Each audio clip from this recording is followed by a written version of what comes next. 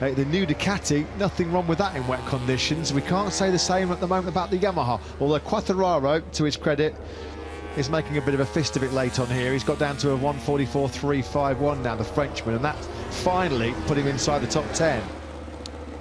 Ducati's former employee, Danilo Petrucci, is about to maybe move up a spot into fourth. Across the line he goes. Yes, fourth place for the Tech 3 KTM rider.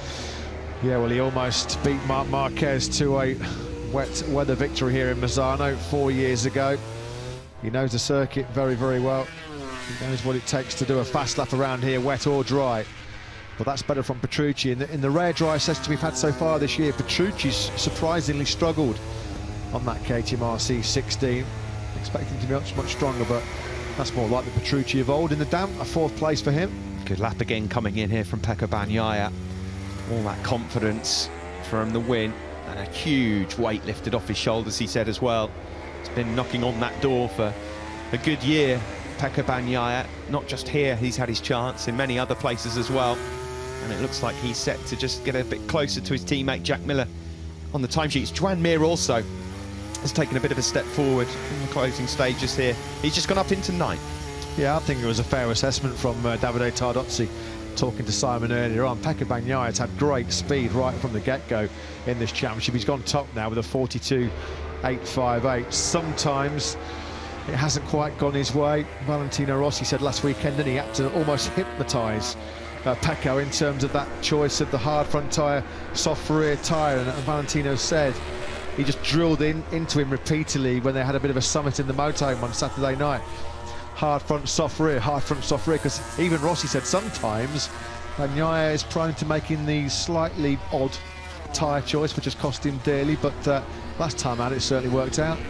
Well, it's been wet, wet, wet here in FP2, but the ambient temperature is still very warm. So what are the best wet tyres to have, the medium or the soft? Let's see what Piero Taramasso makes of it. He's with Simon in pit lane. Yeah, same thinking, Steve.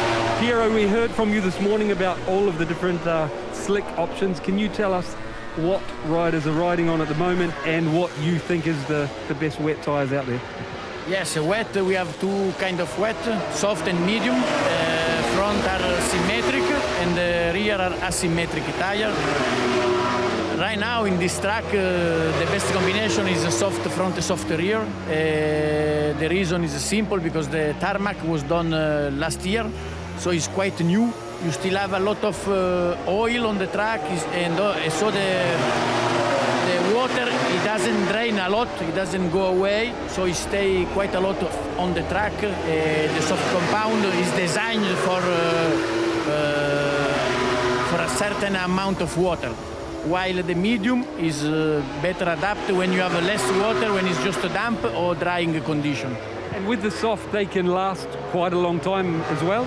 Yes, if you have standing water on the track, yeah, they can last for the race distance without a problem. As soon as you start to dry out, when you have no more standing water, when it's damp or dry, so the medium will be much better, more resistant, and it will overheat less compared to the soft. Fantastic, Piero. Thank you very much. Yeah, you're welcome. Yeah, good point that Piero Taramasso makes there about, of course, the track being resurfaced last season. Here is Aleix Espargaro. We got it cleared up thanks to countless people on Twitter earlier who put the record straight regarding the helmet of Aleix Espargaro. Luca, the Disney film, which is set in the Italian Riviera and features endless scooter rides, and Vespas, of course. Vespa and the Piaggio link are there, and Max and Mia, the children of Aleix, apparently absolutely adore the film, so there you go. Nice to see that Iker Lekkinen has made it back into the garage okay after this massive high side. Yeah, and he's now starting to explain to the team exactly what happened, losing the rear, coming out of the first corner. Big heavy landing, certainly on that right ankle and his lower back for Iker Lekkinen. When he wakes up tomorrow morning, he's going to feel battered and bruised. He's going to have to grit his teeth for the remainder of this weekend. Now then, Marc Marquez is starting to pick a fight with the Ducatis GP21s at the top of the leaderboard here. Bagnaia and Miller still lead the way, but the Repsol Honda man just slotted himself into third ahead of this man Johann Zarco, who is about, though, to retaliate immediately, because Zarco could be going top of the pile here. Over the line he comes, and he goes into P1. He does indeed, a 1:42.456 then. So the Frenchman takes back over at the top of the leaderboard, just almost 2/10 clear of Bagnaia. A rider who's struggled in this session, noticeably, is Brad Binder. Openly admitted earlier on this season that he has struggled to adapt to a MotoGP bike in full wet conditions. He even said that previously, even in Moto2 and Moto3, it was not his strongest subject. Goes well in the wet on slicks, as we mentioned back in Austria in that unique scenario, but he did say that that is part of his game he needs to work on considerably. So the checkered flag is out. Bastianini, Quartararo, Polisbarger and Nakagami have already taken it.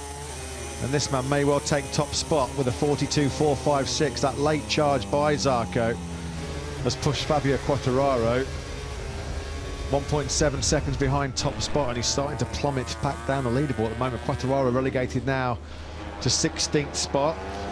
Yes, I think it's about to get worse as well. His teammate, Franco Morbidelli, is destined to go ahead of him. And the checker flag goes out. Oliveira's just crossed the line. No such dramas for one side of the factory KTM garage. The Portuguese rider's 6th. Miller's crossed the line in 3rd.